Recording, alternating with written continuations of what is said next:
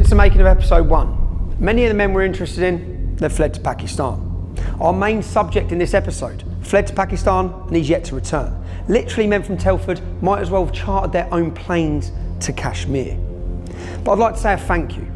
A thank you to members of the Muslim community, because many of them have come forward from Telford and pointed us in the right direction for our investigations. More and more people in Telford have come forward to tell us their stories and tell us what's really going on. We've connected local MP Lucy Allen, who's very strong on this issue. We've connected her to a victim who is trapped and is in need of help. Hopefully she's going to help her.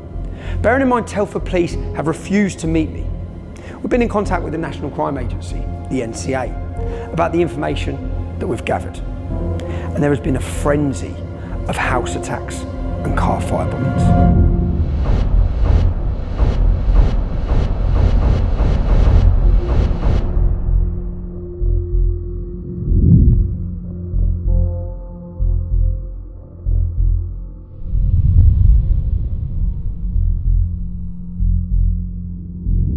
This is a new episode. It's a new investigation. They're new allegations, but they're all part of the same network of related families. For this episode, we're looking at the Hussains, the Iqbals, and the Khans. And the Ahmeds, we'll catch up with you in a future episode.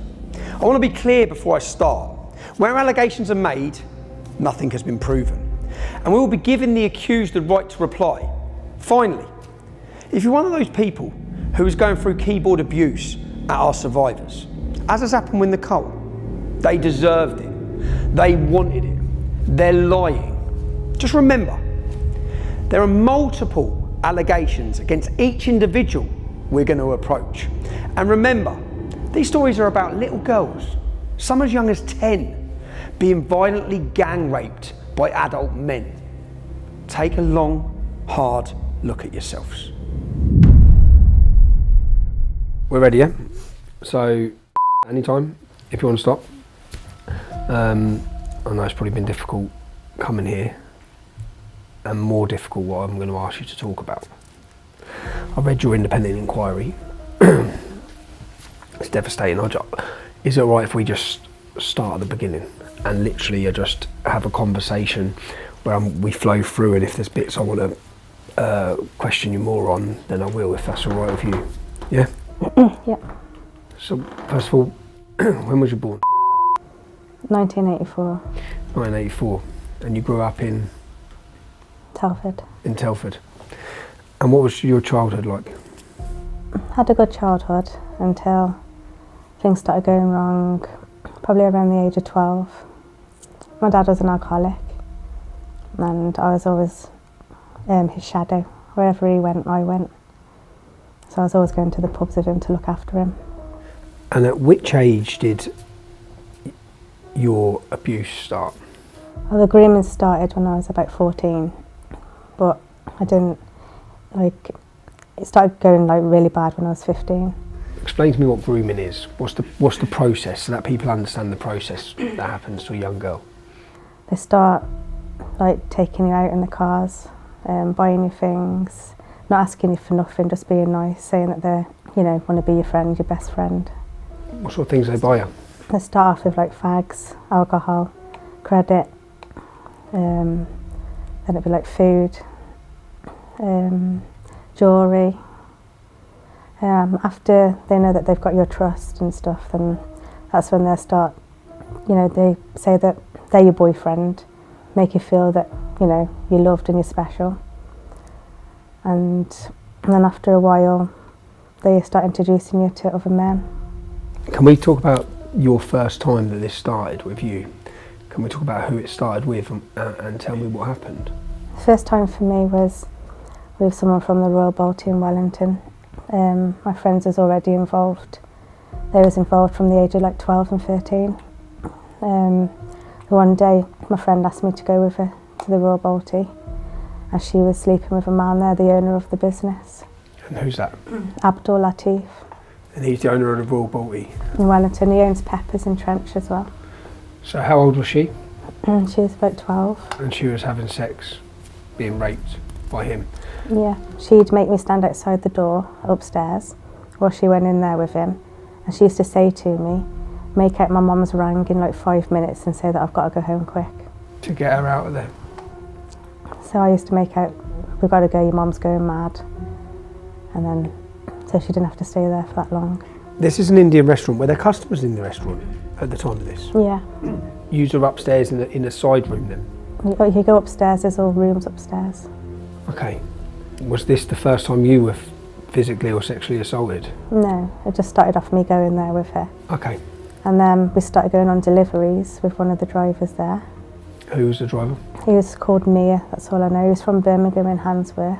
Okay. The one day he just said to me when he was dropping us off home that I was the cute one. And he went to give me a kiss and I just ran. I jumped out the car and ran. So you're all children, and they're organising you to lose your virginity with who? Mia, the driver, because my friend who was going with the owner, they organised it all between them. So where did you lose your virginity? At the Royal Balti. In the Indian restaurant, upstairs. And how old was Mia? He was late 30s. Late 30s. And you at this point were 14 or 15? 15. 15. So this is the car park of the Royal Balti. Up them stairs, yeah, up them stairs. And it was that far room. And that far room? As well. So this far room here in the corner, is that where you lost your virginity? Yeah. 29th of August, 1999. Do you remember the date? Is the restaurant open? Yeah. There's customers? All the workmen are working in there and they kept coming into the kitchen. That's where we had to stay in there. Yeah. In the kitchen as well. And they'd come in and they'd come in and grope us all and then The they'd go back workmen out. They'd come in and touch you all up.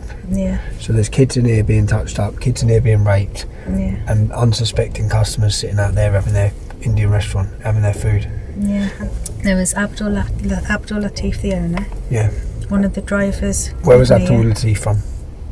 They're all from Birmingham. They're all from Birmingham. They just used to drive down. They used to drive down to this restaurant, and then they'd have all the local young girls, English girls, they'd be raping them in here. Yeah. Abdul Latif, Mia. How old was Abdul? 30s as well. 30s. And then there was Islan, he was like late 20s. And there was another one called, I think his name was like Sham. He looked a bit like that one that was just out here, but I don't know 100% if it is the same one, because obviously it's years ago. Yeah. But he had like his looks. So that could have been him standing there. Yeah. Did he rape you? Yeah. Yeah. There were 4 of them. All 4 of them raped you? And you've been to the police? Yeah. About these men as well? They've got their photos as well. They've got their photos. You've took them to this restaurant. There's even on the pictures, they're groping me on the pictures. And the pictures the police have? Yeah. And you're a child? And my dad reported it as well. Back? But the police said that they couldn't do nothing because I gave consent.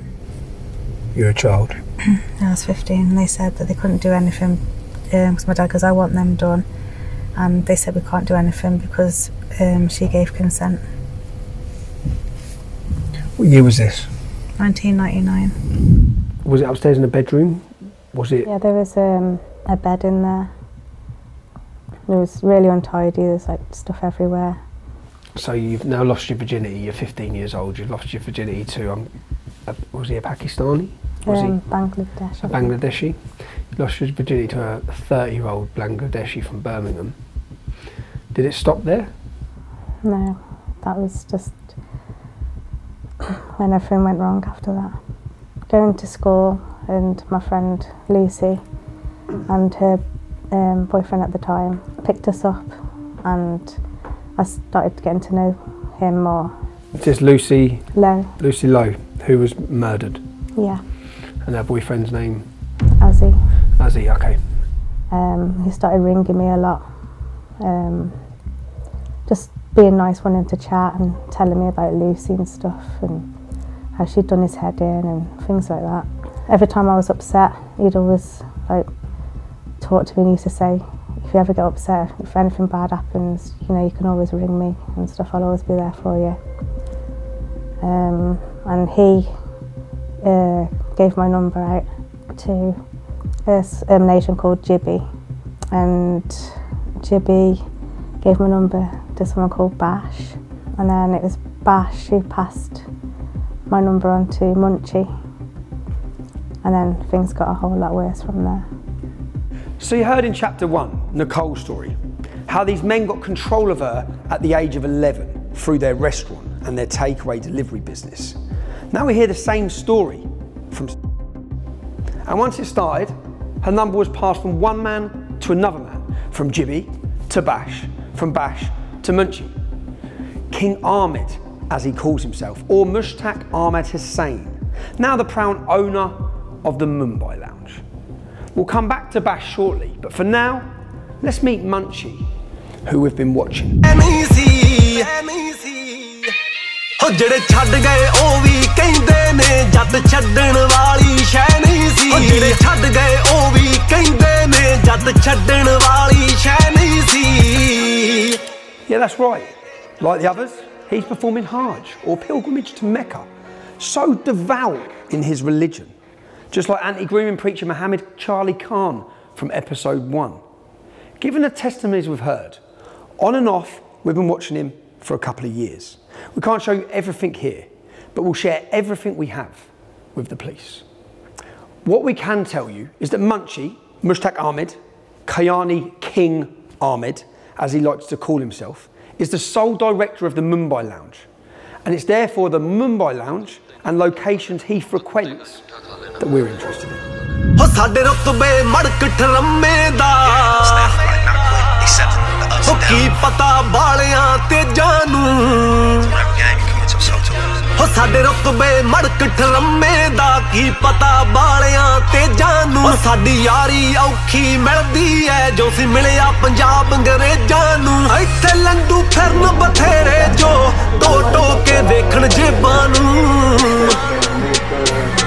ਤਾਹੀਂ ਮੁੱਢ ਤੋਂ ਆਸਤਰ ਬੰਦਿਆਂ ਨਾ ਸਾਡੀ ਮਿੱਤਰਾ ਉੱਠਣੀ ਬਹਿਣੀ ਸੀ ਜਿਹੜੇ ਛੱਡ ਗਏ ਉਹ ਵੀ ਕਹਿੰਦੇ ਨੇ ਜੱਟ ਛੱਡਣ ਵਾਲੀ ਸ਼ੈ ਨਹੀਂ ਸੀ ਜਿਹੜੇ ਛੱਡ ਗਏ ਉਹ ਵੀ ਕਹਿੰਦੇ ਨੇ ਜੱਟ ਛੱਡਣ ਵਾਲੀ ਸ਼ੈ ਨਹੀਂ ਸੀ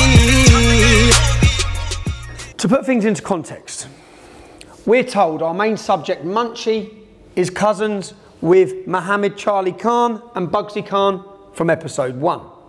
We're also told that Munchie is cousins with Nazir Ahmed. We'll catch up with Nazir Ahmed's family in a future episode. But Munchie has two sisters. Nazir Begum, who is married to Zafar Iqbal, nicknamed Crowy. Remember that name, because we're going to catch up with him later in this episode. Okay? He has another sister, Khan, also known as Razia Begum. Now Razia Begum is married to Muhammad Charlie Khan from episode 1. You can see how intertwined these families are. Who's Munchie?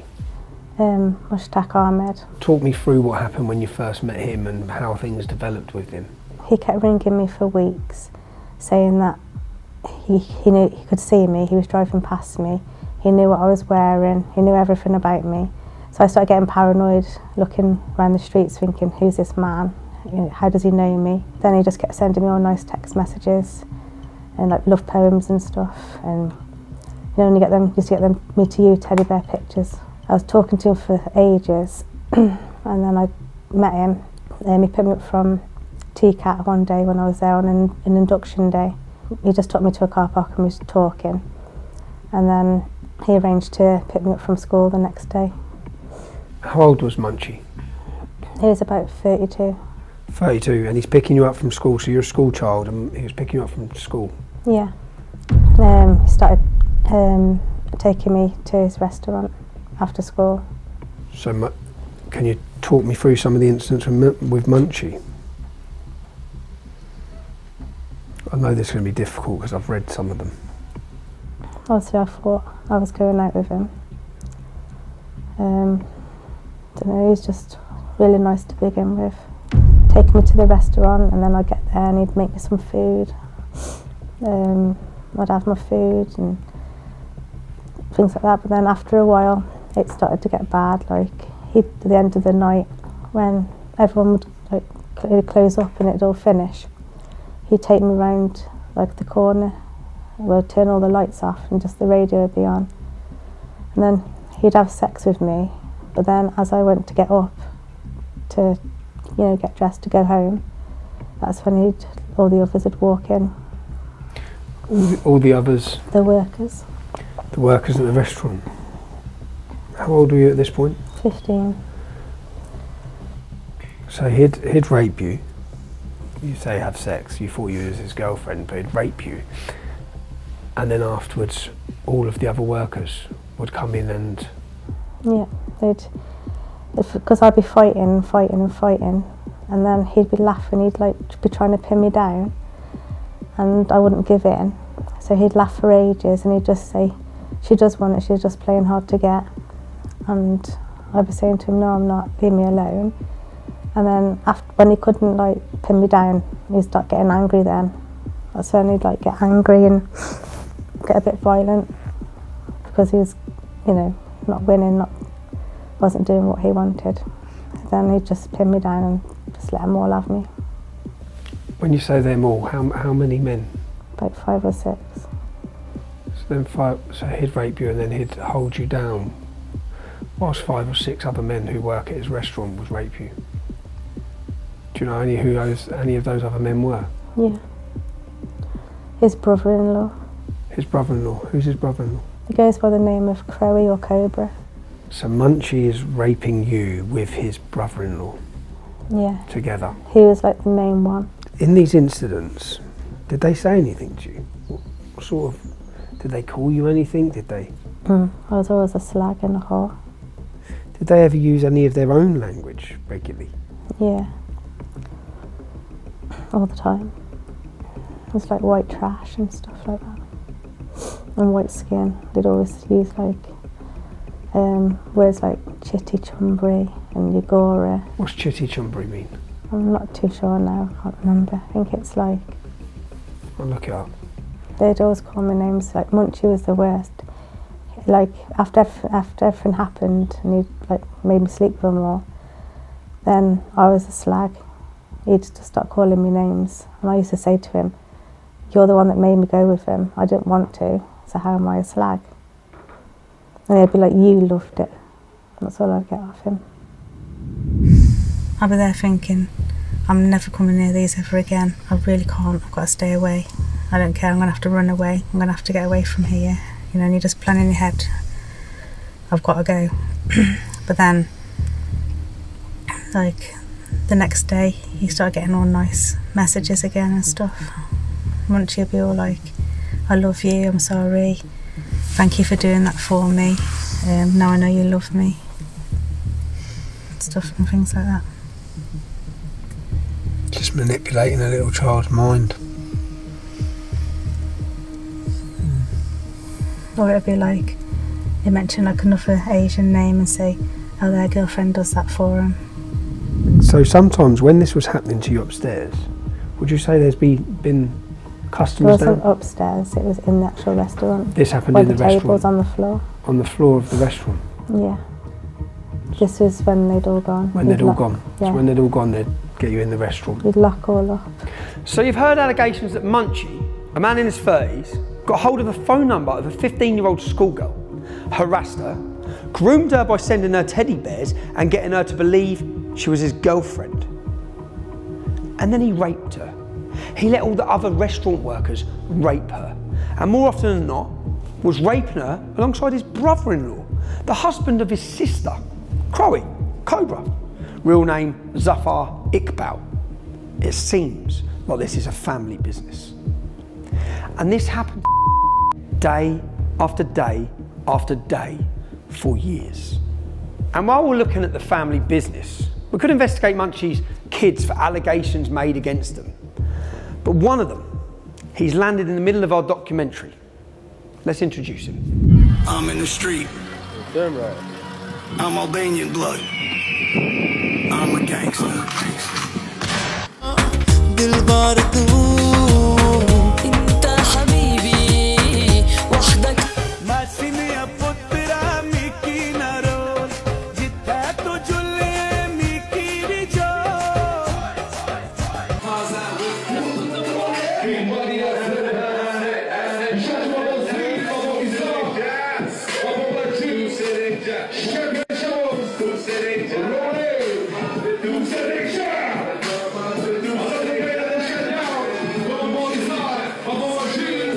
My McQueen's in that, bro. All ready up, steady up, yeah? ਛੱਡ ਗਏ ਉਹ ਵੀ ਕਹਿੰਦੇ ਨੇ ਜੱਟ ਛੱਡਣ ਵਾਲੀ ਸ਼ੈ ਨਹੀਂ ਸੀ ਜਿਹੜੇ ਛੱਡ ਗਏ ਉਹ ਵੀ ਕਹਿੰਦੇ ਨੇ ਜੱਟ ਛੱਡਣ ਵਾਲੀ ਸ਼ੈ ਨਹੀਂ ਸੀ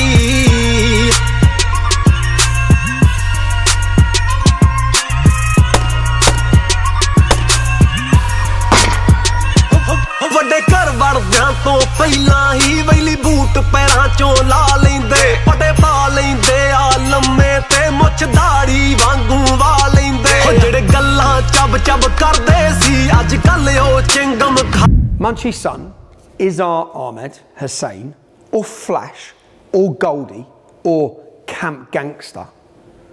We'll meet him later. I read of another incident in your report where you, I believe, went to hospital after, where you were bleeding. Can you talk me through that incident and who was involved in it? There was about 3 times that I had to go. Three separate times you had to go to hospital? The one was like over the road from where it happened. So where raped, what happened? Munchie took me to this house. It was like in a cul-de-sac opposite that house.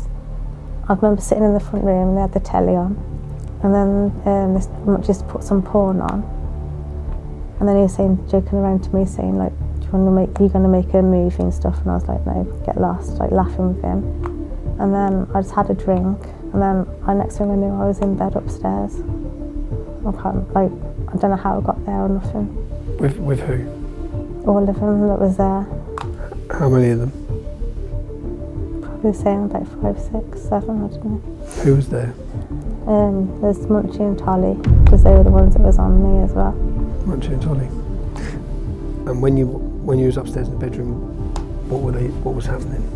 And they was all raping me. At the same time? Yeah, they was all on me. All of them on you? And I just kept like, you know, when you can't stay awake, I was like that. And I couldn't even move my legs or my arms or nothing, my whole body was dead. You know, and you feel like you're hallucinating. It was just like that. So I remember someone at the corner like recorded me. They were filming it? Yeah. Munchie? Yeah. He was raping you? And there was Crowe. Crowe, the brother-in-law? And Purveyor. And they're all raping you at the same time? In different holes? Yeah. And the police still don't think that this needs to be prosecuted? No. Did you attend hospital? Yeah, I had to because I was really, really sore and really bad, and I felt like I was all damaged. But I remember when I walked in, I had to go to the GU clinic at the hospital because my doctors told me to go there. Did they think, when you've turned up, so you've turned up as a child, as a young lady, girl, in a hospital, bleeding from front and back, swollen? Really bad. Really swollen? Did they ring the police? No.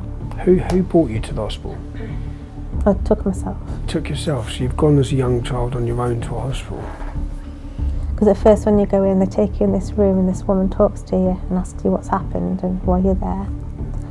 And then you have to go in and get examined. And you say you ended up in hospital multiple times? Yeah. They gave me a card once and said if I need someone to talk to, so like a counsellor or something. They gave you a card, they never rang the police? No. So I believe you went to see your doctor as well, am I right? Yeah. What was your doctor's name?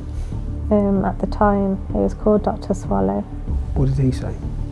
I said to him the one day, I went, am I infertile? And he said, why did you say that? And I said, because I haven't got pregnant and all this, you know, all this stuff's like, I keep coming here all the time for like morning after pill. I said, how come I haven't got pregnant? I said, am I infertile? And he said, no, I doubt it, and this, that and the other. He said, are you the lady of the night? Are you a lady of the night? But I didn't understand what he meant then. I didn't get what he meant. Are you a lady of the night? Are you a prostitute? And you was a child at this time as well? Yeah. He never questioned you further? Nothing. No contact? What have social services been, what were they like when you were young? I didn't really see anyone. I saw one man called I always remember his name. I seen him at the police station. And he just, I wouldn't talk then. I was too scared to say anything. And he just gave me a card and he said, here's my card if you ever want to talk. And I always kept it for years. You used to go missing for days? Sometimes weeks. Sometimes weeks? Yeah, and the police would be looking for me. My mum and dad had been worried sick, ringing the police. And where would you be? In Birmingham mainly. Your little friendship group, the school you went to, how many girls, say in your class, do you think were being forced to have sex with older Muslim men? There's about 7, 8 of them. 7, 8 girls? In your class? Just in your class? Yeah. So the numbers we're looking at here of how many children have been affected and how many children have been raped. All you had to do was walk down Wellington and there was just every girl you see on the churchyard, in High Street, at the bus stop. A lot of this seems to be centred around Indian restaurants. Can I ask what nationality were the men that were raping you? Were they Indian? No. No. Pakistanis. They're Pakistanis. How many Indian restaurants do you think in Telford were children being raped in? I'm not too sure, like now. Now, how many do you know of when you was younger? When I was younger, there was probably about 10. About 10? Now, another town this week joined the list of shame where sex gangs have roamed seemingly unchecked to prey on girls as young as 11, raping, drugging, beating, trafficking and potentially even murdering them in the process. What's happened in Telford could be the worst case of a paedophile gang involved in widespread child abuse the country has ever seen. But as I read the names of those convicted, something struck me. In Telford, they included Azir Ali Mahmood, Mubarak Ali and Adel Ali. In a similar case in Rotherham, Razwan Razag, Adil Hussein and Zafran Ramzan were among the guilty. To Rochdale now, Mohammed Amin, Abdul Aziz and Mohammed Sajid, among others, were convicted. And now to Oxford, where it was Anjam Dogar, Kamir Jamil and Zishan Ahmed ending up behind bars. Now, a very broad reckoning of the guilty shows around 80% are men of Pakistani and Bangladeshi origin. Well, a couple of observations then. Why do they appear to view white girls as objects to be traded and even disposed of? And what is their community doing about it? We have to acknowledge that sex and sexuality and gender and respect for the opposite gender are issues within certain parts of the diaspora. That's the South Asian community, the Arab community, and large sections of the Muslim community. These are things that we have to discuss. If you look just at the Quran, you will get the indication that you can have sexual intercourse with a 5-year-old. If you just read the Quran, it is halal, it would be halal to have sexual intercourse with a 5-year-old. In Surah Al-Talaq, chapter 65, verse 4, Allah subhanahu wa ta'ala tells us who you can divorce and who you cannot divorce. And then he says, وَاللَّائِ لَمْ يَحِدْنَ وَاللَّائِ لَمْ يَحِدْنَ, and the ones who had never been pubescent before. And by the way, this is very important, yeah? I want all Muslims to be aware of this. The reason why we don't have sexual intercourse with 5-year-olds and 6-year-olds and 7-year-olds or whatever is not because of puberty. The Quran doesn't say anywhere in the Quran that the woman has to be pubescent. I dare you to find one verse in the Quran where it says you're not allowed to marry someone based on harm, or you're not allowed to have sexual intercourse based on harm, or you're not allowed to marry someone based on puberty. So if you're Quran alone, you're allowed to have sexual intercourse with 5-year-olds. Get me one verse in the Quran which says the woman has to be pubescent. One verse. I want one verse in the Quran from the beginning of the book to the end of the book which says that she has to be pubescent. And Daniel, you know what? It's too depressing to carry on. It goes on and on. One second, Daniel. The pattern in all of these, overwhelmingly, is South Asian Muslim men, primarily Pakistani, sometimes Somali Muslims, sometimes North African Muslims. It doesn't help us, Daniel, to pretend this wasn't a phenomenon that was replicated across the country. What I would advise you said you're a South Asian Muslim man, therefore your name probably is Daniel or something other than Daniel. I would advise you to address this topic head on and not pretend it's not a national phenomenon, because I guarantee you that anger will rise if you come on radio and pretend this is not a national problem. It is an issue, and it's an issue about how those young men think of women of their own ethnicity who tend to be off limits, and then what they do about vulnerable white girls. And there's no point pretending it is not a problem, because it is. We need a proper, thorough investigation by the police, gathering together all the information about all these cases in different parts of the country to see whether there are patterns and networks that need to be addressed in order to stop this crime. I don't think that we can make that jump necessarily to it being a cultural problem. Yes, Keith Vass MP doesn't think we can jump to the conclusion that this industrial scale rape and gang rape of little white girls is a cultural problem. Well, he's always had a casual relationship with the truth and with reality, and he's always been happy to prostitute himself and his views for his own benefit. And talking of prostitutes, here he is with two male prostitutes complaining that he, and I quote, had to fuck one of them without a condom. I think we'll ignore the commentary on grooming from Keith. Incidentally, Keith Vass left the House of Commons and a few weeks later was back working for the Labour Party. And let's not forget the ennobled Lord Ahmed of Rotherham. Yes, Rotherham, who in February 2022 got 5.5 years in prison for the sexual assault of 2 children, including buggery. That's anal rape and attempted rape. His brothers, both called Mohammed, were also charged but considered by some idiot somewhere as unfit to stand trial. So it looks like child abuse is a family business here as well. That was February this year. And in the interest of balance, just this April, Tory MP Imran Ahmed Khan was found guilty of molesting a young boy while at the same time advising the government of child sexual exploitation. You really couldn't make this up. Yeah, that's right.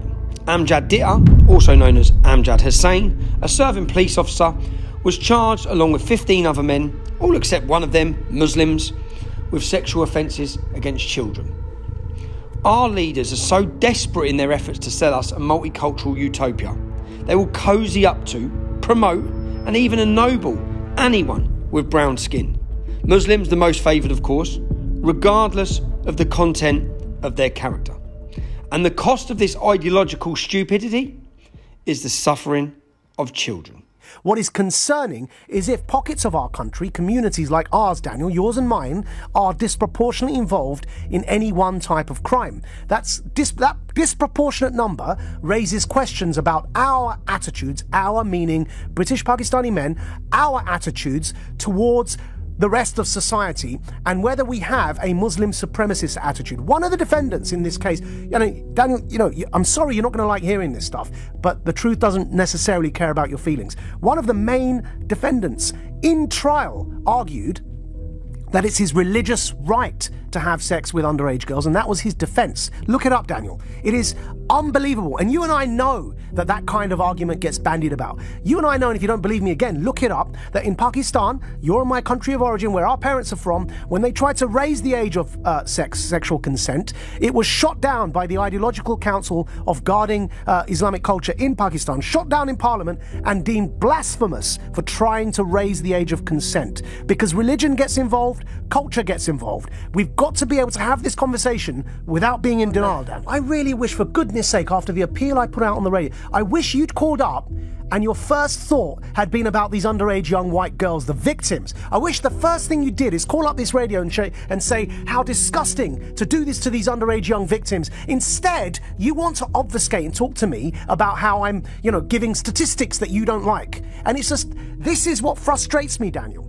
Why was that your first reaction to the topic instead of thinking of the girls? And that's why I think it's about time that we just stop pretending this isn't a problem and address it head on, recognise there is this disproportionate problem within our communities, and worry about the victims. We need very briefly to say this is a class problem, this is a cultural problem, and this is also a language problem.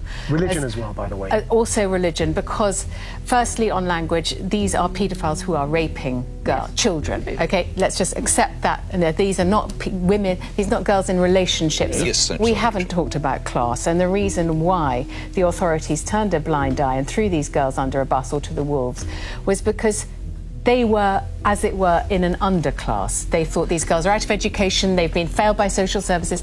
Honestly, if these were middle-class girls at boarding school, do you honestly think these children would not have been taken proper care of by the boarding school? Across Europe, not just in Britain, there's a disproportionate rate of offending by either Muslim migrants or Muslims born and raised in Europe against white girls.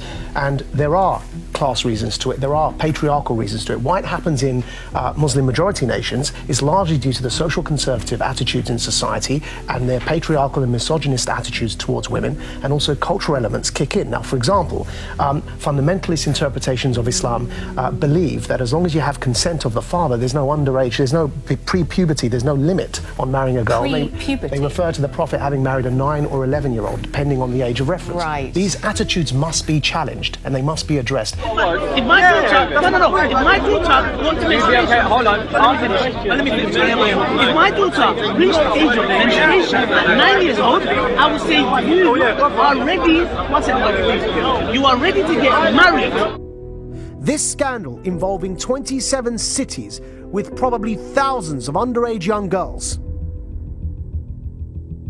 it must lead to a Stephen Lawrence-style national inquiry looking into what the institutional failures have been.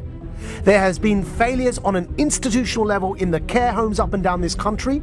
There have been failures on an institutional level in the police up and down this country. And there have been failures on an institutional level in local Labour councils, probably not only Labour, but mainly Labour councils up and down this country, because people have been scared of being called racist. And the fear of racism, or the fear of so-called Islamophobia, which is a misnomer, the fear, more appropriately, of anti-Muslim bigotry, must never be an excuse to allow underage girls to be raped and abused in this way. But it was. Think of that. Imagine that. 27 cities. And counting. Because I can guarantee you we haven't heard the end of this yet. Imagine the thousands of victims. Imagine the impunity with which these men must have been acting. It is an absolute disgrace that this has been allowed to go on in this country. And you may hear me being angry right now. If you're not going to be angry about this, what on earth are you going to get angry about? Don't tell me that their Muslim identity had nothing to do with this. I have lived and breathed this community all of my life. I can guarantee you that it's not the cause, but a factor in the way in which these girls was treated was the culture of these men, and as part of that culture is their religious attitude towards non-Muslims. And that is the reason that you see almost exclusively that they are men like me, Pakistani, British, Muslim. Most of them. Some of them Bangladeshi Muslims, some of them Indian Muslims, some of them North African Muslims, some of them Somali Muslims. All of them Muslims, almost all Pakistani Muslims. And the victims, almost all underage white girls. Now, who will lead, who will defend the voiceless in this national scandal? So there has been media coverage, and some courageous individuals, not least Maajid Nawaz, they've spoken out about how nearly all of the men involved in this gang rape of little white girls are Pakistani Muslims. And most of the rest, they're Muslims as well. We hear two leading Islamic influencers speaking at Speaker's Corner. One explained that the Quran, Allah's words, say nothing to prevent sex with 5-year-olds. The other saying he'd be happy for his daughter to get married at 9 if she'd reached puberty. Is there something in the doctrine of Islam that is making some people think that this abhorrent behaviour is acceptable. Well, this bit is important. I want to make sure we give a fair representation of Islam's doctrines. Almost a decade ago, before I was totally cancelled from TV and social media, I was using my voice to question the teachings of Islam that sanction the rape and slavery of non-Muslim women. We as a community, if you like, have to be honest and open about that.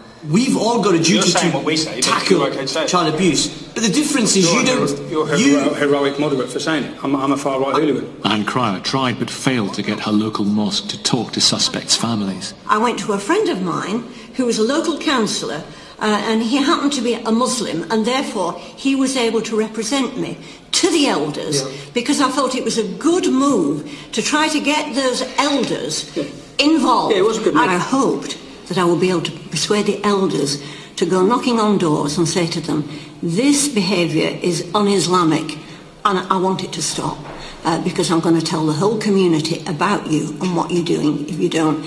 Now, they weren't prepared to do that. There is a possibility for me that this is linked to Islam. Maybe it's not, but maybe it is. When you have in the Quran... How can you say it's linked to Islam? Because on what basis? What's your evidence? Okay, the Quran, you can take sexual slaves.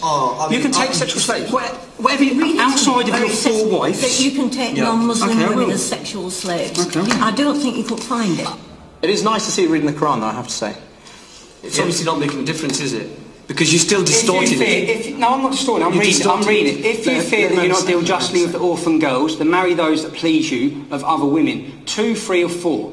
If you fear that that will not be just, then take what your right arm possesses, i.e. slaves. Where does it say sexual slaves? Slaves, you can take... No, where does it say sexual slaves? Where does it say sexual slaves? Don't distort it. Well, maybe it's not me misrepresenting it. Maybe it's the groomers that are misrepresenting this. Would we all agree that these girls that have been targeted in these gangs are slaves, being treated like slaves?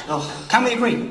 Look, I think that is a very unhelpful way of tackling the issue. They're being treated like slaves, and we have chapters in here that tell them it's okay to take non-Muslim women as slaves, and to me, that needs to be explored. To Mo, Tommy continually tries to unfairly blame the religion of Islam for criminal acts. Tommy's tried to create a link between some theological aspects and linking them with paedophilia, and that's wrong. Whatever sources he's using, they're deeply flawed. It says in the Quran that you can take non-Muslim women as slaves. What do they do with slaves? If it's in there, we must explore that avenue. A meeting was set up in London at the end of August with 2 experts on the Quran. Dr. Osama Hassan from Quilliam is a scientist and Islamic scholar, whilst historian Tom Holland has written groundbreaking books on the birth of Islam. Tommy used this opportunity to go straight to his belief that it is Islamic texts that are to blame for gang abuse of young girls. Basically, outside of your 4 wives, you can take whatever your right arm possesses, yeah? Now, how do we understand that? That referred to slavery, which are concubines. Yeah, concubine, which included sexual slavery. Now, that was part of ancient culture. Tom is delighted they seem to agree with his position. تلك آيات الله نتلوها عليك بالحق وإنك لمن المرسلين. That's right. Allah tells Muhammad to tell us that the verses in the Quran are directly from Allah. Allah is Islam's God. That's chapter 2, verse 252 of the Quran. Allah also tells Muhammad to tell us that he, Muhammad, is an excellent example to follow. Some translations say good, some say perfect, some say the best. That's Surah 33:21. Allah tells Muhammad to tell us that he, Muhammad, and I'm quoting him here, is of great moral character, or a man of outstanding character, sublime, exalted, highest, noblest, depending on which translation you prefer. That's Surah 68:4. And finally, and importantly,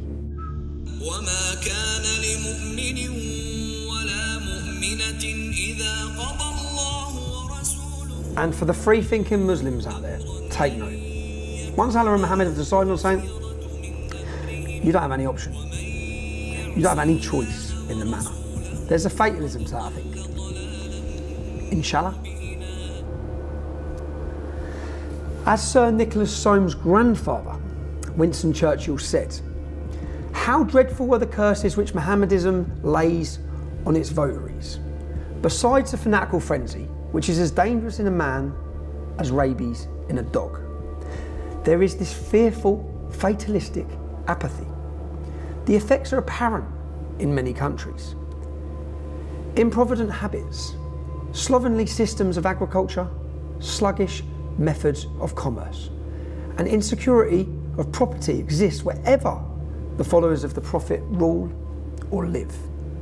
A degraded sensualism deprives this life of its grace and refinement, the next of its dignity and sanctity. The fact that in Mohammedan law, every woman must belong to some man has his absolute property, either as a child, a wife, or a concubine, a slave, must delay the final extinction of slavery until the faith of Islam has ceased to be a great power among men. Thousands become brave and loyal soldiers of the faith. All know how to die, but the influence of the religion paralyses the social development of those who follow it. No stronger retrograde force exists in this world. Far from being moribund, Mohammedanism is a militant and proselytizing faith. It has already spread throughout Central Africa, raising fearless warriors at every step. And were it not that Christianity is sheltered in the strong arms of science, the science against which it has vainly struggled, the civilization of modern Europe might fall, as fell the civilization of ancient Rome. Let's just repeat that last verse from Winston Churchill. The civilization of modern Europe might fall, as fell the civilization of ancient Rome. Now, he'd made these comments before there were 5 million followers of Islam in Britain. All that put simply, Muhammad said Allah was speaking to him, and Allah said Muhammad was the last prophet. Allah said Muhammad was the perfect example and of great moral character, and Allah said Muhammad had to be obeyed. Allah said if Muhammad and Allah have decided on something, you've got no option, no room for free thinking, no freedom of conscience, no opinion. You've got no freedom. One other critical consideration when trying to understand how the gang rape of children has gone on for so long, that's over 40 years, yeah, in Britain, is understanding an Islamic worldview. I don't separate the world. Islamic doctrine does. We have Dar al-Islam, the land of Islam. That's countries under the control of Islam. We have Dar al-Harb, the land of war, countries where Muslims are fighting to establish Islam. Many Muslims see the UK itself as a land of war. That's because the UK has been fighting in Muslim countries.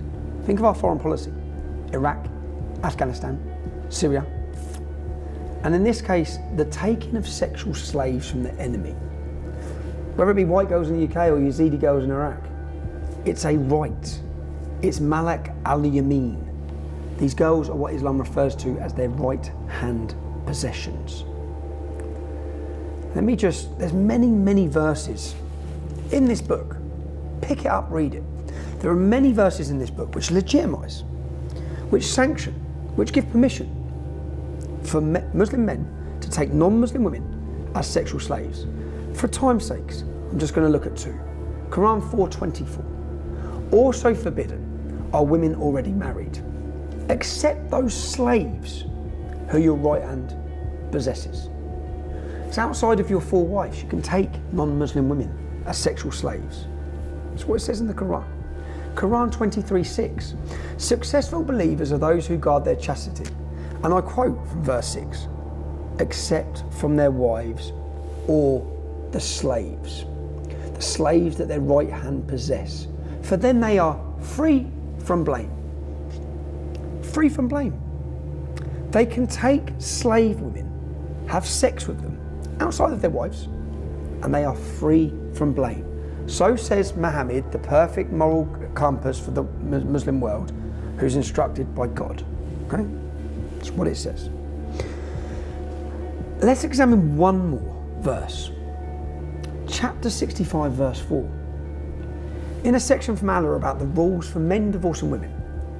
And I quote, and for those who don't have periods, i.e. they are still immature. These are the words in the Quran. They are still immature. The waiting period is 3 months. So if you want to divorce a child who has not yet started her periods, she has to wait 3 months before marrying again. So you can marry a child who hasn't started her period. I don't know what you're doing during your marriage to this child, but then you might fall out with her or something, or decide to divorce her, and you have to wait 3 months. That's what it says in the book. Now, is there anyone out there that wants to argue with me that girls in towns like Telford, Rotherham, Rochdale, Aylesbury, all these cities, I could go on and on. Does anyone want to argue with me that these English girls have not been taken as slaves, sexual slaves, by Muslim men?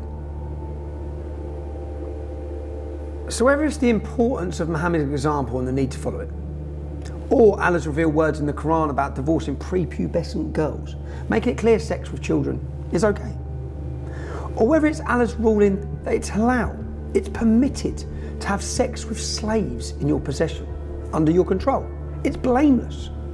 Because the UK is viewed as a land of war, or Allah's words about entering women any way you want, you know, ploughing them like farmland.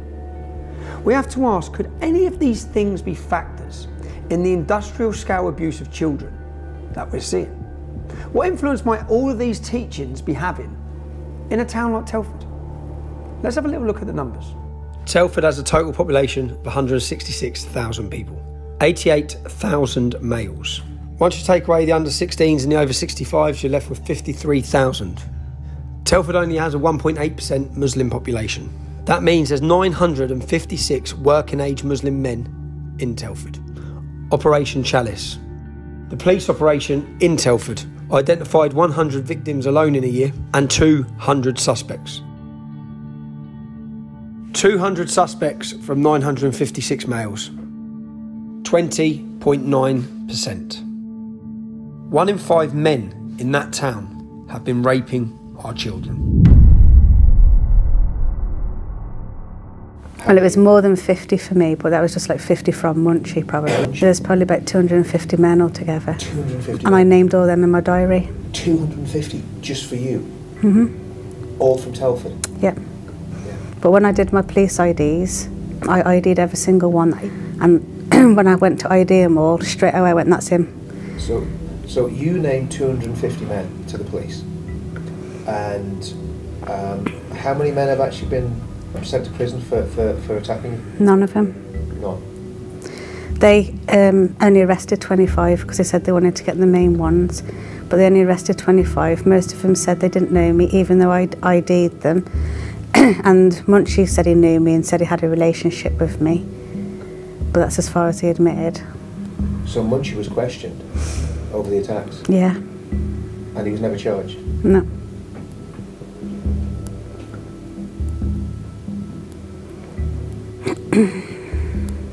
Because they said it was going to be my word over theirs, and I was on my own. I did have one witness. He was a man who witnessed what Jibby and Bash and Majid and that did to me in that flat, because he witnessed, he was living there, he heard me screaming, he heard me crying, and he saw me coming down in a mess, and he heard me like screaming for help and crying. And so he wrote a statement for me saying that he did witness all that. Was he a Pakistani man? He was a white man. So he was willing to go to court for me, but then nothing went. That's another house we was talked to by Bash. There's another house just literally around the corner again. Yeah, it's right opposite the shop. And Bash took you here for the same thing. Sex with lots of men. Yeah, he bought alcohol. Bash would buy the alcohol. But the food, saying it was a party. And the party would be you and me. Just you. Me. And other men. So Bash would organise a party in this house? Yeah. Where's the women in this house? There was no one there. No women? I think it's when they send them back to Pakistan? Yeah. Then they'd get you round as a kid? Because when I went upstairs to the toilet, I could see like a kid's room with all kids' stuff. But none of them There's there? all baby stuff everywhere. They'd bring you in the house. And how many men would visit the house in the night? Probably about 7, 8. You'd be forced to... Yeah. Sleep with them. And Bash organised this? Yeah. And who's Bash? He's he was Munchie's best mate. Munchie's best mate. Okay. He was like one of the first ones. For you? Yeah, it was him and Jibby that I spoke about in the flats in Dot Hill. Okay. Right, go next one, Mark. Yeah. Next one, please, Mark. They said that even though CPS said that it would be, they decided not to pursue it because it was me on my own against all of them, and they didn't think I'd be able to cope, and they didn't think that, you know, there would be enough evidence because it was past rather than anything new. It was all past evidence. So they said that they didn't think I'd handle court on my own. But all I know is on the night of the fire, I was at home and I had an argument with my dad, and he took my mobile phone off me. But Bash had already given me a secret phone and said, keep that in case your dad ever gets your phone. And I had a big argument with my dad and I was crying, and I rang Lucy and asked if I could go and sleep there, and she said yeah. And I'd spoke to them. I can't remember if Bash rang me or I rang them. I think they might have rang me, I can't remember. But I was speaking to him anyway, and Bash told me not to go to Lucy's. He told me to stay at home, and he said that he was going to look into getting me a place to live and stuff like that. He said, whatever you do, don't go to Lucy's. So I was like, okay. I didn't know why. He just like warned me I wasn't allowed to go. So I didn't think nothing of it, and I just literally cried myself to sleep and fell asleep. And I woke up the next morning to two friends, you know, come to my house and that. And they were sat at the bottom of my bed. I'm still like trying to wake up. And they're telling me, like, looking all like sad and saying to me that Lucy's died. And I was like, what do you mean? She's dead and everything. And they said her house got set on fire last night and it's killed them all, basically. I just want to recap. A man called Bash, Munchie's best friend, was an abuser of He'd arranged parties where men would come and rape. He also warned not to sleep at Lucy Lowe's house the night she was murdered. Did he know about the plan to murder her in advance? Now, Bash, like his we'll be meeting him later. So in episode 1, Nicole's story, there was no further action when there was a fetus, DNA evidence of a rape. In the case, she gave the police over 250 names. 25 men were arrested for the rape and abuse that she suffered. But there were no prosecutions. The alleged perpetrators were untroubled by the flagship police investigation Chalice, and the police decided would not be able to cope with going to court. Took us to many, many houses and restaurants in Telford and the surrounding area where she and others had suffered rape, gang rape and abuse. And tell me what happened here. I was stopping here with my mate and my kids and her kids, and that's when I got a phone call, and it was obviously Bugsy ringing me up, and they was outside the house. Who was he with? Charlie and Tarek. The one time, and then the second time Harry was with him as well, Munchie's brother. Munchie's brother, yeah. That's when they kept saying like that I had to go with Tarek. That you had to go, what, into a room with Tarek? With Tarek, yeah. I just remember them holding the door so I couldn't get back out. So, okay. So you're in the room with Tarek Mahmood? Yeah, and he put the bed up against the door because I kept trying to open it to get out. And they were the only people in the house were Charlie and Bugsy? Yeah, the first time was Charlie. The first time. And Tarek Mahmood then as... Just pushed me on the bed, put the bed up against the door so I couldn't, because I kept trying to get out. Yeah. Push you on the bed and raped you. Yeah. And he kept saying this thing, he kept going, making them all laugh, he kept going, very, very tat. Very, very tat. Yeah, in his like freshy accent, like. Because he's fresh. And very, very tat. When you say making them laugh, what they were. They were laughing at what he was saying. He kept looking at me and he was going, very, very tat. That was before it all happened. And you could hear them laughing outside. It means something like, about your balls, men's balls, like heavy, basically full. I don't know, something like that. Oh, the word means that his balls were full, so they've brought him round here to empty his. Basically. To empty his balls. And they're all laughing. Yeah. And that's Charlie, Bugsy and Tarek Mahmood. And then they come back again another time. Yeah, with Harry. With Harry. And who were you... what happened that time? And kind of the same thing. With Harry? but Harry didn't do anything. Oh, it was Harry. Tarek Mahmood again. Okay. Yeah, but Harry was with him the second time. Okay. So they just thought they could just come here. Yeah, because they knew. And Munchie knew I was always here at my friend's house. And they could just come walk in. Yeah. Where were your kids at this time? They're in the bedroom asleep, the other bedroom. The other bedroom? I was talking to her lad's bedroom. That's where they took you? Into her baby's bedroom, basically her baby's bed. Like a single bed. To a single bed. So Charlie and Bugsy have come in here with a freshly migrant. Who, and when you say who was it, who was it who was it the freshly migrant who was coming here telling you had sex with him, had to have sex with him, or was it? No, it was Bugsy. It was Bugsy. Yeah. Bugsy was the one dictating what was going on. Yeah. We have serious allegations from children who say that you were involved in the rape and prostitution of them, that you were a kingpin having them trafficked. Well, can we talk? I've got some questions. We have accusations that you trafficked young children. You trafficked young children. You were the kingpin. You chose who they were raped by. You prostituted them. What is your relationship with Inspector Jim Bayliss? Bugsy, what is your relationship with Inspector Jim Bayliss? When you say freshie, is that how long? Do you know how long he's been here? He had not long been in the country. When this was going on, he had not long been in the country. They brought him round to empty his balls. Okay. All right. And, okay, thank you. So you remember Bugsy, aka Gulfraz Khan, and Mohammed Charlie Khan from episode 1, and their alleged role in drug dealing and the pimping of Nicole at the age of 11 through to 16, from 2010 to 2015. Well, here we've heard that they were busy doing the same thing, selling young girls for money a decade earlier, taking freshies, as they're called, recently arrived migrants to empty their balls with a white English child. The consequence of a failing justice system is not only years of suffering for our survivor in this episode, but a decade later, endless suffering for Nicole, and who knows how many girls in between. I just want to be fair, okay? Out of these family trees, we have allegations by multiple girls about many of these men, but not all of them.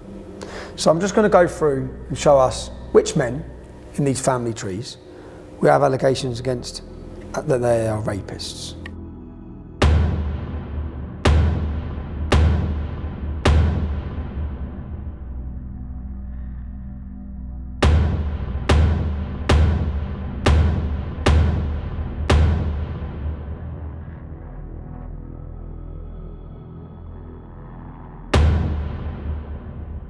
Some of these men are named as rapists. And those that aren't named as rapists, many of them are named as drug dealers. But some of them, they're named as drug dealers and rapists. But I don't want to label every single person on this, so we're just going to go through and see which ones we've got allegations against drug dealing for.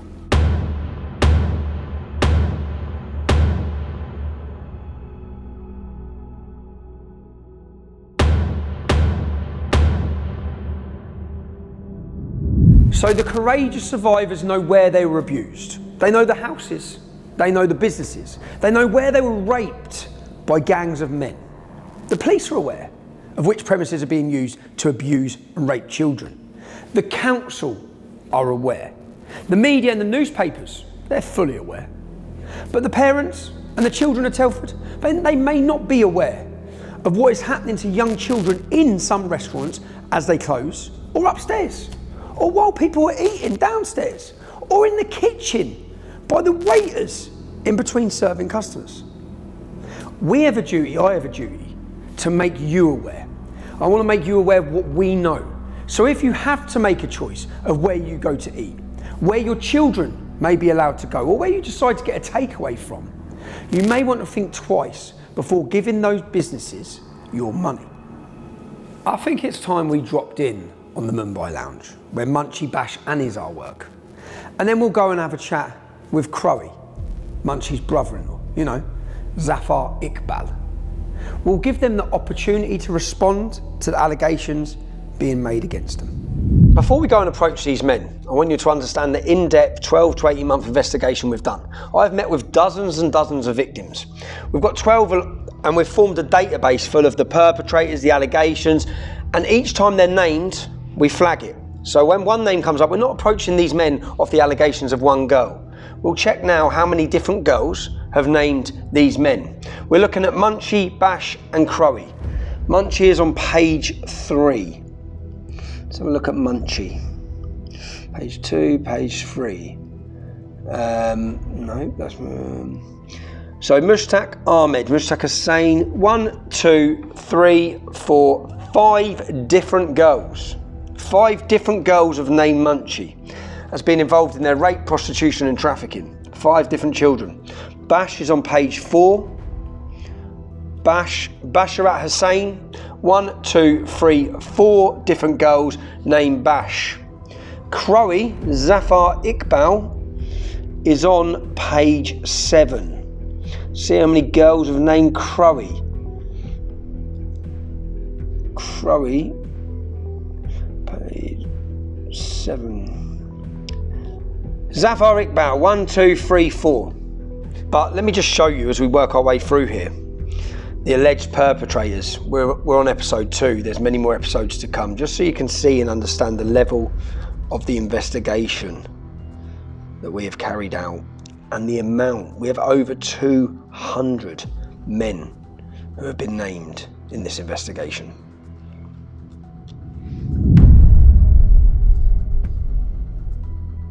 So the purpose on this is simple. It's just so that I can get in and ask him questions, you know. The problem is that there's probably about 8 members of staff. Munchie, who is the main alleged rapist, who has been holding children down whilst they are gang raped repeatedly by men. Some of these, one of these girls end up in hospital 3 times. They split her anal and vagina together, yeah, with what they've done to her. Now, the problem is Munchie works in the kitchen, which means he will have knives. So there is a risky situation of going in. Some of his relatives, his nephews and his cousins, are working as waiters. They're young, they might be fiery. It's impossible. I've tried to contact him multiple ways. I've tried to put questions to him to get answers. I have to give him the right to reply because we're about to publish some of the sickest allegations ever against the man. The allegations are that this has happened repeatedly in his business. It's literally, we're just here to do our job, yeah? That's literally it. So the bar's busy. The bar's very busy, yeah? We don't really want to go through this way. This is the Indian restaurant, this side of the pub. It looks like this is the restaurant side. So they're there, armed door ins over here.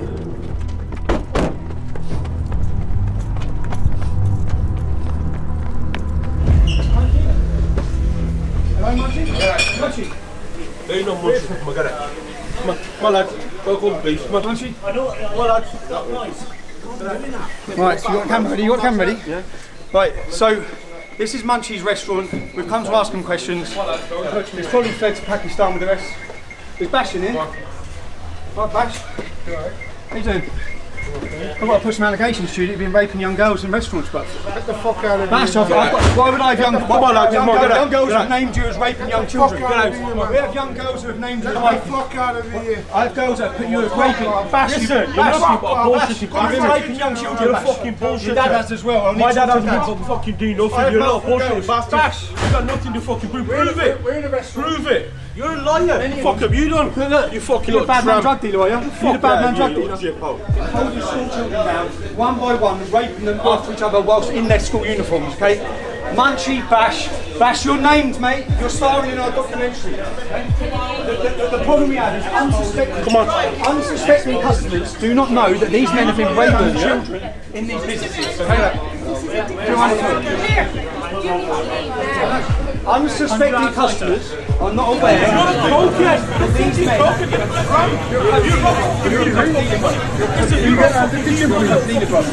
Look at you. Unsuspecting customers have no idea that these men have been prostituting and raping children in these businesses. We are here to make sure that the people in Telford, you are unaware of what's been going on. Get out of the kitchen. Or what? Sorry? Or what? This is private area. Get out of the kitchen. We've come in here because multiple young girls have named these men as holding them on the floor. His dad holds children on the floor one by one, raped by every member of staff. Every member of staff. Every member of staff. I'm in front of you, mum. Anyway, his dad. Your dad rapes little schoolgirls, bro. Your dad rapes little schoolgirls. Young men, young girls have been raped by these men. Mate, if that's young your girls issue, been bruv, I'm not lying, bruv. Multiple young children. Yeah, what do you know, bruv? They've been holding children down their school uniforms and raping them. If you know You're standing up for you know that. You've got rapists working in this pub, lads. There's rapists working in that kitchen. Come on, let's go.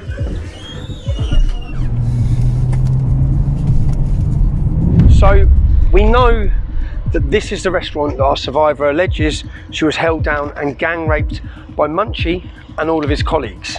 Now we have here the diary. These are diary entries from in our third episode. We look at the murder of Becky Watson, who was killed aged 13. And in here, this is from her diary when she was a school child. Ishaq, Islam, Muhammad.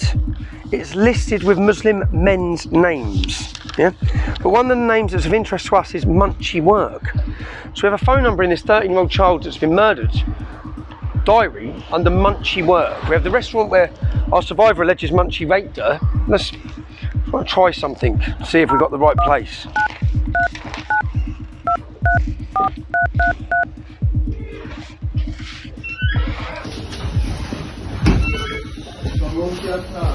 Hello mate, yeah, I just wanted to check that was you. So this is the place where you step down the step. This is the place that she describes in the story where she was held. On that floor there, she was held and gang raped. We've heard the allegations of Zafar Iqbal. Now Zafar Iqbal, where do we have to go? We heard the allegations that whilst Munchie was raping her here, Zafar Iqbal was involved, which is Crowe, Munchie's brother-in-law. Where do we have to go to find Crowe? Literally, this is his family business here. Now, you see this high street. Who would have thought on a sleepy little market town called Wem, that within two businesses where we have allegations that young children have been held down and gang raped by the men involved in these businesses. This is his restaurant here. This is his family restaurant. So we'll go and see what they've got to say. Right lads, how are you? Okay. Yeah, not bad. Crowe. Crowe. Crowe, mate, Crowe. Huh? Crowe. Crowe. Chef. Chef. Crowe. He's been raping children, mate. I want to speak to him about it. Right, yeah. You want to go out? Right, leave. Hello, mate. Is Crowe here? Who? Crowe. Crowley. Crowe. Who's that? Now, Zafar Iqbal. Can leave, mate. Crowe. Not here. The nickname Crowe. So, not here, no? No. I think he's on delivery. I'll show you, brother. He's on delivery, yeah? I'll show you, lads. That's alright. So you know what I'm looking for. Yeah, we know he's not.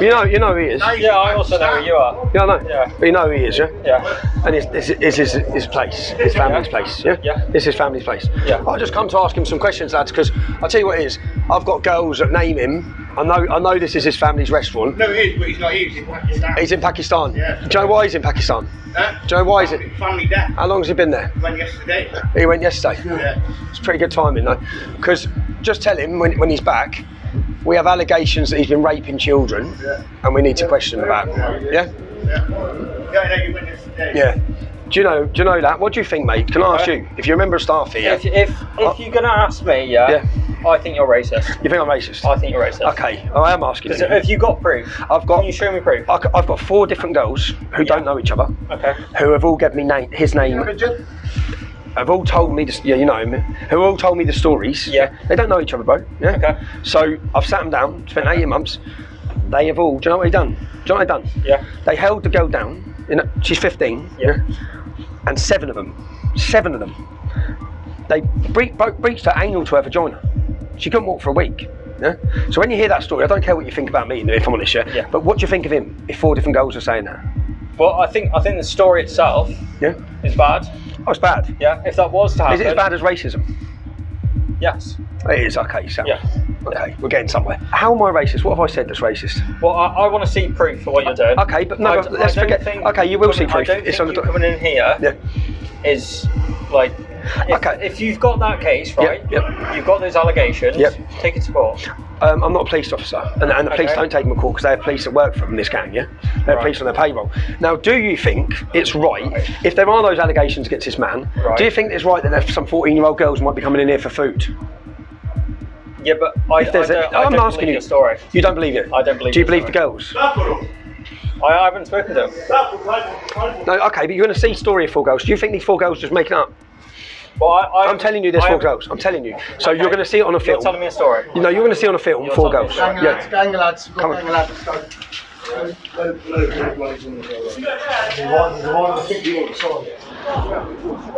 What's yeah, that's all right. Yeah, look, there's a gang, lads. Come. Get filming. Don't worry, Come. you racist motherfucker. We're not worrying. Not me, you motherfucker. That's what you are, you son of a bitch. Don't worry, lads. Motherfucker, Islamophobe, motherfucker. You're raping kids. Right, let's go. Let's go. Sorry. All right, mate. Still come on, let's go. Go.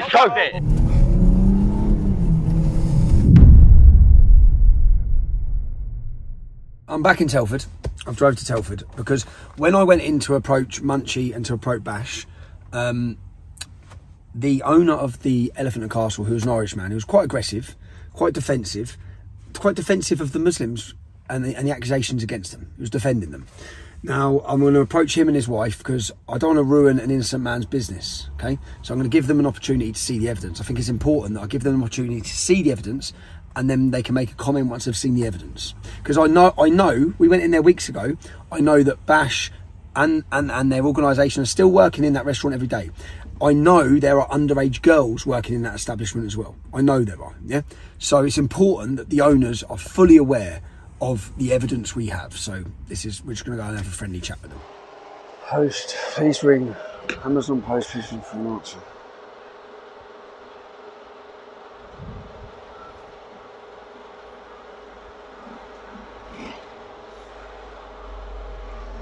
I'm asking if you want this. Yep. Yeah, I am. Yeah. Yeah, they are. Yeah. I've just been over to Ireland looking for you. You've just what? I've just been over to Ireland looking for you. Well, don't go over to Ireland looking for me. I'm downstairs, mate. I'm outside your pub. Come out. I'll talk to you. You could have fucking rang me and told me you're coming, couldn't you? I'm here, mate. I'm here. Yeah. I'm here to see if you want to see the evidence. Do you want to see the evidence that I've got on the men that work in your kitchen? What evidence? Come here, you're coming up with fucking shit on Facebook and fucking... I'm not, mate. I'm here. Fucking rubbish. Mate, do you want to see the evidence? I'll show you the evidence now. I'll sit down with you and your wife and I'll show you the evidence. So okay, wait outside there. Okay, thank you. Cheers. Bye. You get whatever you can off him. Do you want to see the evidence? I want to talk to you on your own. That's fine, but do you want to see the evidence? I said I'll talk to you on your own. Mate, do you want to see the evidence? I'll talk to you on your own. Well, that's there for my security and my safety. Well, come here. It's only me. No, but mate, I mean, so no one can say I've said something. I don't want to go in there and you say I've said something. No, I'm going to bring you into the corner. That's fine. So that's it. There's a computer there, yeah, with the evidence. Fine. Do you want to see it? Yeah, come on. Mate, I don't believe you're an innocent man running a business. My name's Stephen. It is Stephen, Stephen Lennon. Yeah. Don't fucking give you Tommy over some shit to me. Yeah. I fucking had to deal with fucking immigration shit like you probably had to. Don't be coming over here giving me all your fucking big I am. What are you talking about? Fucking British fucking shit. What are you talking about? I'm here to talk about men who have raped children, bro. Yeah? That's what I'm here to talk about. Nothing else. Not immigration, not me, not you. I seen you running across from over there. Yeah. I seen you come in here and saying online there's rapists in this fucking building. Yeah, there is. Let me show you. No, but come here. You've tried to ruin my business. I haven't tried to ruin your business. You fucking have. You put this online. I've seen it already. Mate, there's a film I've going had people put this out to me. There's a film. Show me already. I've seen it. You don't use this place as a tool for fucking your propaganda. Propaganda? Do you not think this fucking white fella's fucking rape? Oh, okay then. That's okay. So it's okay that... No, I never said it's okay. As an Irish fella, I'm very upset with you. Do you know what I mean? As an Irish immigrant, how you treat people. How I treat people? How we have been treated over the years. How I treat people? Yeah. You have a man in your kitchen that holds down children and rapes them, bruv. Don't talk to me about how I treat people. I'm trying... You've got young girls working in your premises. Yeah. Young girls. And you're more bothered about white people rape girls as well. Sort yourself out. You've got Muslim men in there who gang rape kids, bruv. Yeah? And you've got young girls in that premises. I'm here to give you an opportunity to save the young girls. Is this your thing? Yeah. No, so the attitude you've come out with, you have been made aware of allegations of rape against children, and you come out going on about immigration and Ireland. What fucking planet are you on?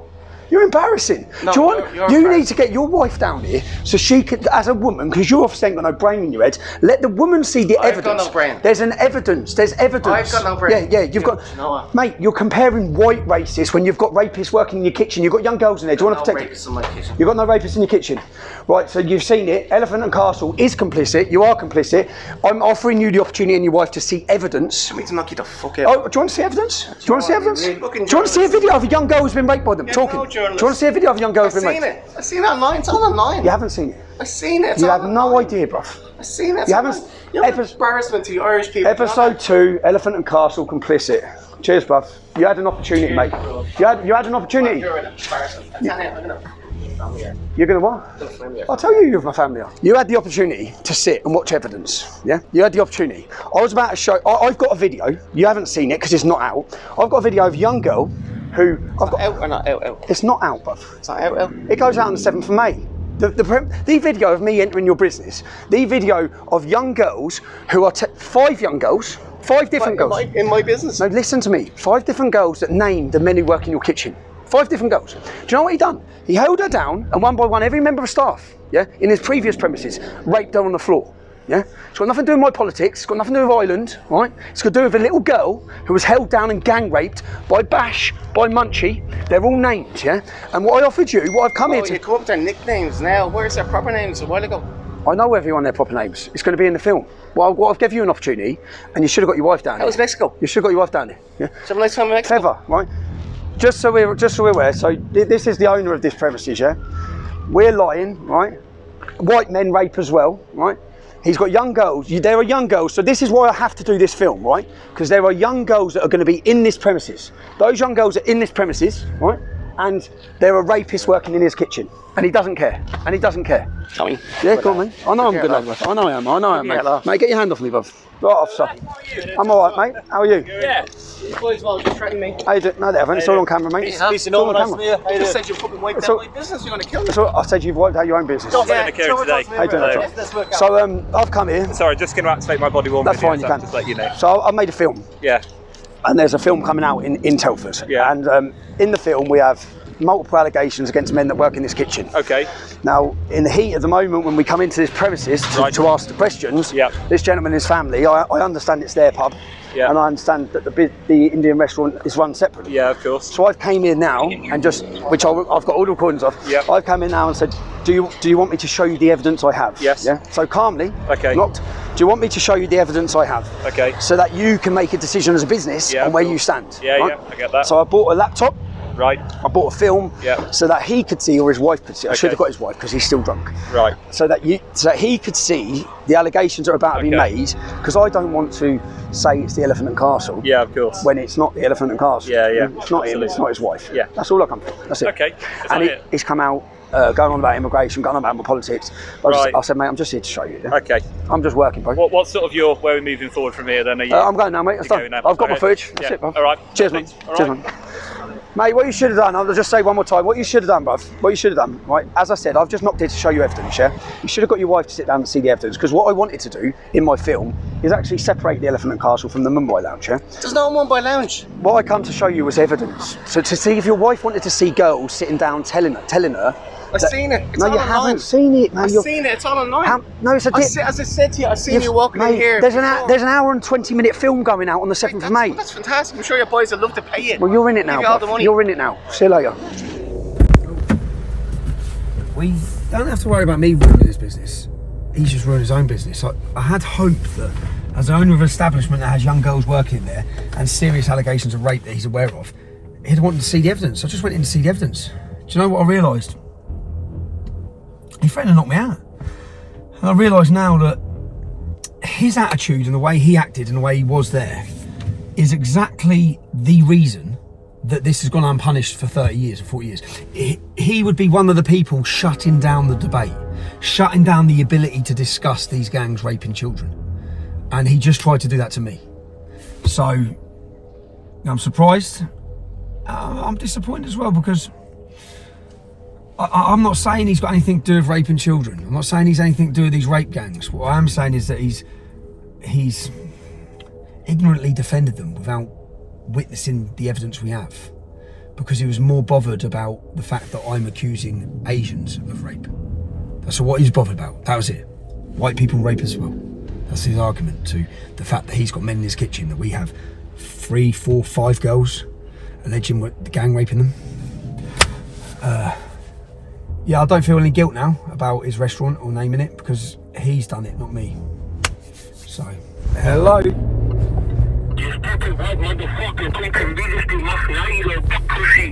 What did you say? did you say? Did you call me what? What did you say? So the only person I've rang, you've heard that, I'm a white motherfucker, death threats. The only person I've rang, yeah, no one's got my phone number. The only person I've rang is the phone number on the Elephant and Castle. So the owner of the Elephant and Castle, within 6 minutes, has given my number to Pakistani gangs, clearly, who are racially abusing me and threatening to kill me. Within 6 minutes. So he's more in, so not just, I've just realised, so I thought he messed up, yeah, but he's obviously heavily entwined, really linked with them. He must be, for those actions. Wow. Go on, I'm listening. Yeah. Jenna, as a family alliance. You think it's clever naming the mother of my kids? What's that got to do with anything? Oh, you know you're your fucking kids, are yeah? You want to fucking lady? You can take your fucking kids, yeah? I'll tell you that, I promise you that. I'm gonna grab your kids on a list then, alright? So that you fucking feel, you motherfucker. Okay? But if you play it, I hope you're recording this and play it. Keep on playing it, keep guessing who this cunt is. Alright? Because I'm gonna fuck your kids. I decided to reach out to a former police officer, a high-ranking former police officer, to ask him the questions, to try to understand what has gone on in Telford, why the police have failed to act, and why they continue to still fail to receive information I have in my possession that could help them bring criminals to justice.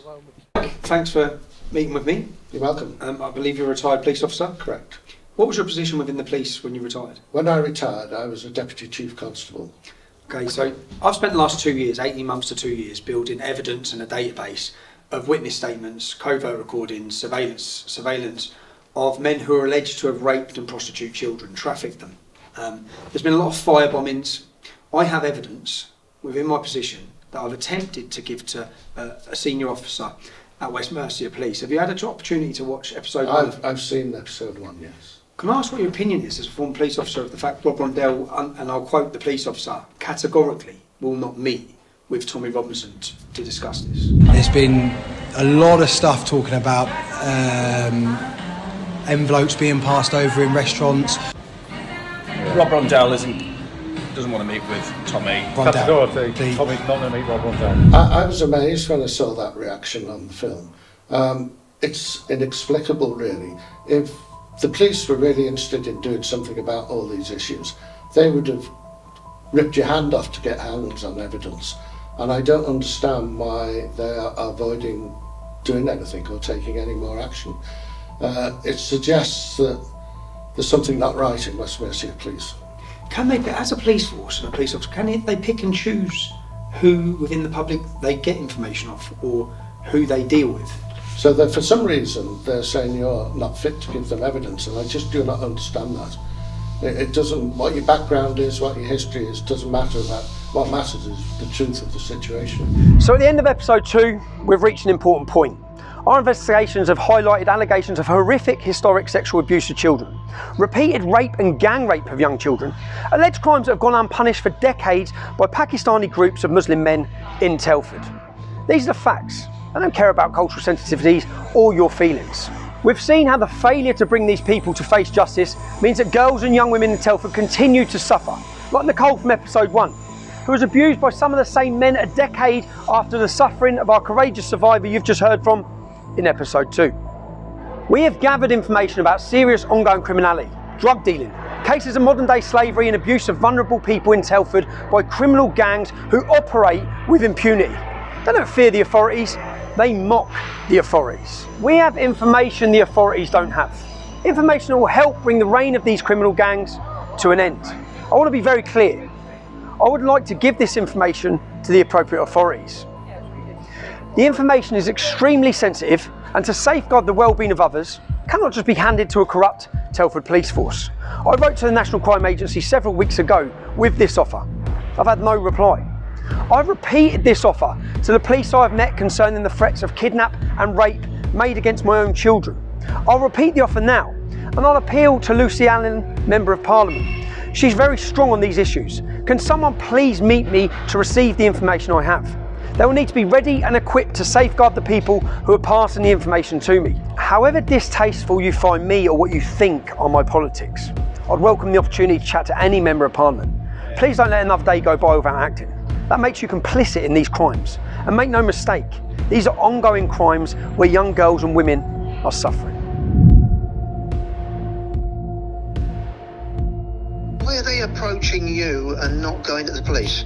Because they don't trust the police, man. That's what I mean, they don't trust them. All I can suggest is that she goes and asks to speak specifically to the anti-corruption officers at West Mercia. They haven't done in 20 years though, mate. That's they are responsible for law enforcement in that area. Do you know what I mean? They don't enforce it, man. I'm telling you, they do not the way. Look, they don't. For whatever reasons, they are interlinked massively. Go to West Mercia Police and see what they have to say. I mean, that's the best, honestly, that I can tell you to do. We're going to forget the failures of West Mercia Police. We're going to forget the fact that Rob Rondell refused to meet me to receive evidence. We're going to attempt to start again. You'll be able to follow up in future episodes to see where this goes. I don't have much confidence. We're going to attempt to form a new relationship with West Mercia Police.